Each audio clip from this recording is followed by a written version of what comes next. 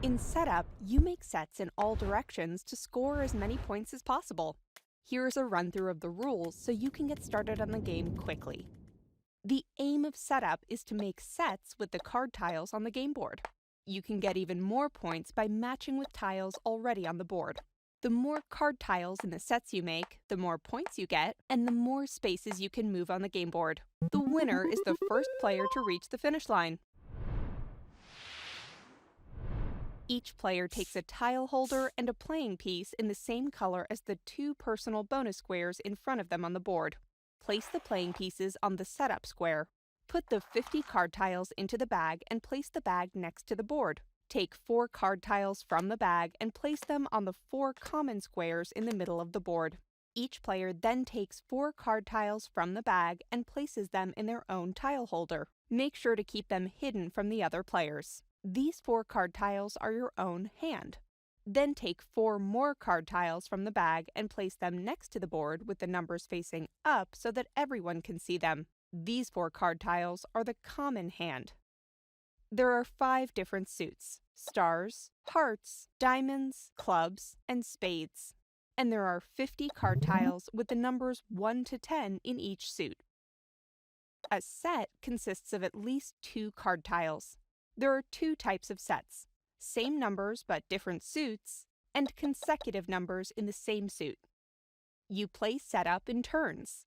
Let's jump in mid-game to see how that works. When it's your turn and you make a set, you do so by placing 1 or more card tiles from your own hand, from the common hand, or from both. You may place your card tiles on your 2 personal bonus squares, and you may place them on the 4 common squares in the middle of the board. Card tiles may be placed on top of other card tiles on the game board. If there are fewer than 4 players, you use the extra personal bonus squares as common squares. After making 1 or more sets, the player moves the playing piece the same number of spaces on the board as the number of points they have scored. If other players have scored bonus points, those players can also move their playing pieces. Then the player must replace the card tiles they just used by taking new card tiles from the bag, filling up the common hand first, then their own hand. The turn continues in clockwise order. If a player cannot or does not want to make a set, the player must swap some or all card tiles from their own hand for the same number of tiles from the bag. If the bag is empty, all the card tiles on the board, apart from the top layer of tiles, must be removed from the board and placed back in the bag. Once a playing piece has reached or crossed the finish line, the game is over. The players don't need to take the same number of turns. More than one playing piece can reach or cross the finish line in the same turn because the other players can get bonus points. The winner is then the player whose playing piece is ahead of the others. If there is more than one player at the exact same distance past the finish line, the winner is the player who was the last person to place tiles on the board.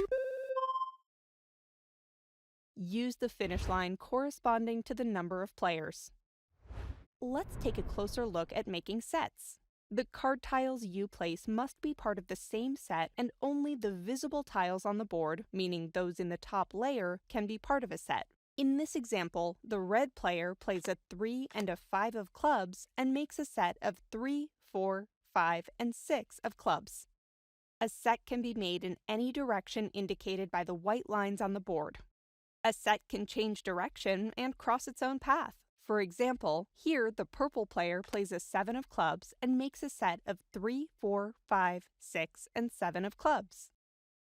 Card tiles you place can also become part of multiple sets. Simply by placing a 3 and a 5 of stars, the yellow player makes 3 sets with tiles already on the board. 3, 4, and 5 of stars make one set, 5 of spades, 5 of stars, and 5 of clubs make another, and 3 of stars and 3 of hearts make a third set. Let's see how points are awarded by looking at the yellow player's 3 sets. Each tile is worth 1 point, and a tile is only counted once regardless of the number of sets it's part of. This means that the yellow player scores 6 points. A player can also score bonus points on another player's turn. That happens if the player whose turn it is has made a set with one or both card tiles on the other player's personal bonus squares. So when the yellow player made sets with the card tiles on the green player's personal squares, the green player receives 2 bonus points and can move their playing piece ahead 2 spaces. Each player must keep an eye on their own personal bonus squares and check whether the card tiles on their bonus squares are part of the sets just made by the player whose turn it is. If the player does not notice this before the next player takes their turn, the player will not receive any bonus points. You may make a player aware of their bonus points, but you don't have to. Now you're ready to play. The youngest player starts. If there are 4 of you playing, you can also play setup in teams of 2. The objective in this version is to avoid being the team with the playing piece in last place when the first playing piece reaches or crosses the 4-player finish line. The same rules apply, but with the following differences. There are 2 teams with 2 players on each team. Each player has their own card tiles, tile holder, and playing piece, so each team has 2 playing pieces, 1 per player. Team players sit next to each other so that they can see each other's card tiles and discuss. A team player is still only allowed to use the card tiles from their own hand and the common hand. Each team player takes it in turns to play, with the players taking turns in a figure of 8. When a player scores points, they move their own playing piece that same number of spaces.